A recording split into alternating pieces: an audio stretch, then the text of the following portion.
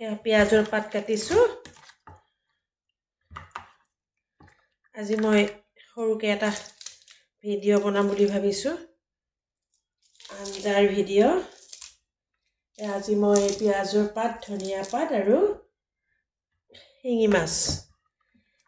শিঙি মাছ বনাম। একেলগে সানি পিটিকি বহাম। কেনেকৈ বহাম আপোনালোকে চাবচোন।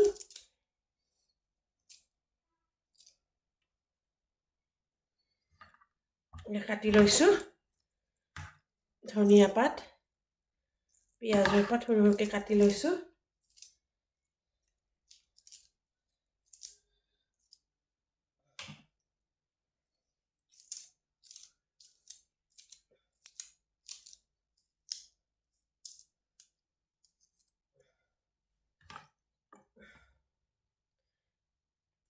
দুটা মাত্ৰ কেঁচা জলকীয়া দিম, বেছিকৈ জলকীয়া নিদিওঁ। মানে জলকীয়া বেছি নাখায় আমাৰ মানুহজন, সেইবাবে তেওঁৰ কাৰণে বনাম। অকলে তেওঁ খাব। 4ডোখৰ মাছ বনাম আজি, আৰু বাকীখিনি থৈ দিম কালিৰ বাবে। সেয়া মোৰ ৰেডি হ'ল। এতিয়া মই সানি পিটিকি কেৰাহীত উঠাই দিম।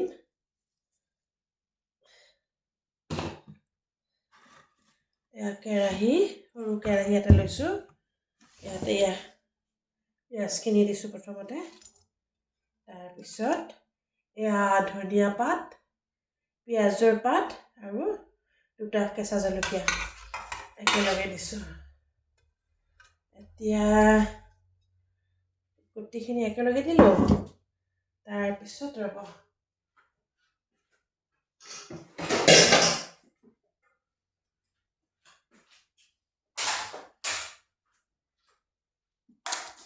এতিয়া মই দিছোঁ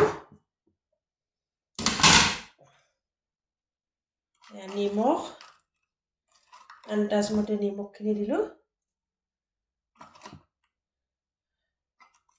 অকণমান হালধি গুড়া দিলোঁ।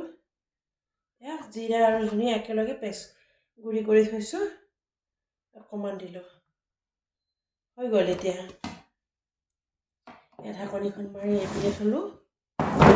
এতিয়া মিঠাতেল, আন্দাজ 4ডোখৰ মাছৰ কিমানখিনি তেল লাগিব সেই আন্দাজমতে অলপমান তেল দি দিলোঁ, মিঠাতেল দিলোঁ।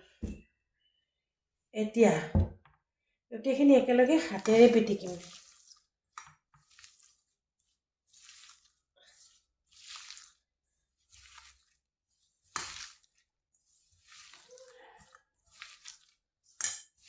একদম পিটিকি মিহি বনাই দিম, যাতে একদম মানে পিটিকতে সিজি যাব,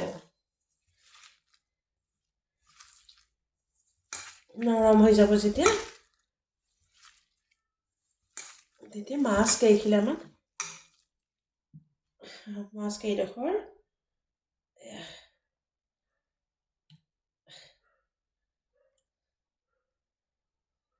1, 2, 3, 4 আৰু এডোখৰ দিলোঁ 5ডোখৰ। এতিয়া গোটেইখিনি এনেকৈ সানি পিটিকি অকণমান পানী দি একবাৰে চুলাত বহাই দিম।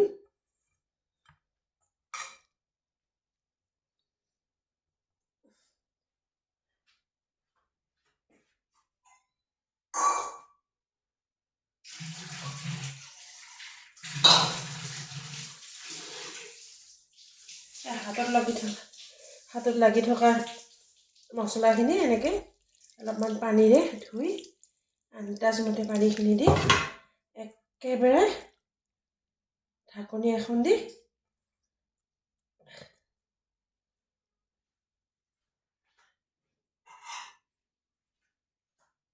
ঢাকনিখন লগাই দিলোঁ। এতিয়া আমি গেছত তুলি দিম। Bye bye.